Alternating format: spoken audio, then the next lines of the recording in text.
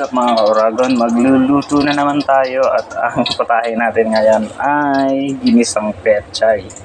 Masarap ang ginisang pechay kapag may kasamang sardinas, dalawang sardinas para mas malasa.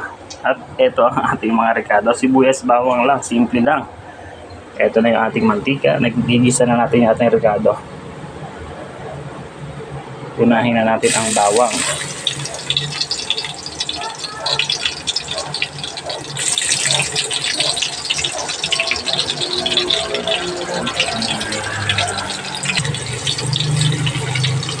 Ganyan lang yan mga kauragon. At isunod na natin yung ating sibuyas.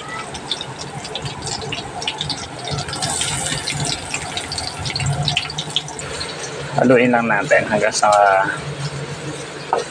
mag-translucent yung ating sibuyas. At ilagay na natin yung sarsa ng ating sardinas. Yan. Dagdag ng flavor. Mamaya natin ilagay yung mga isda para hindi matulog, no?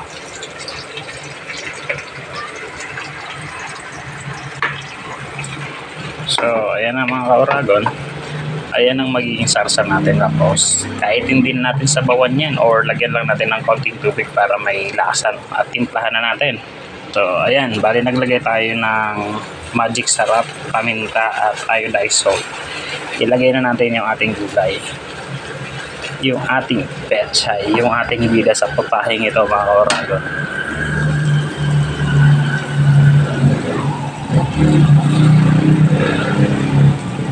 Yun.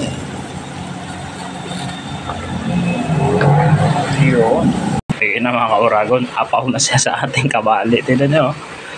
Pero mamaya pag nag-compress na yan, konti lang yan, ay haluin lang natin. Ilagay na natin yung ating sardinas. Diba? May sarsa pa. Dalawa yan. Kaya ito pa yung isa. Lagyan lang natin ng konting tubig ng lata para masimot yung sarsa.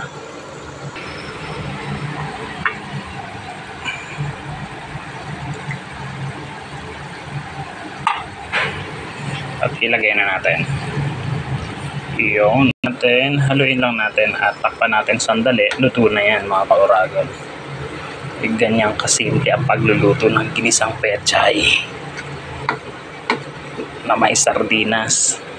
Mapaparami naman ang kain natin ito mga kauragon. Takpan lang natin para mabilis maluto.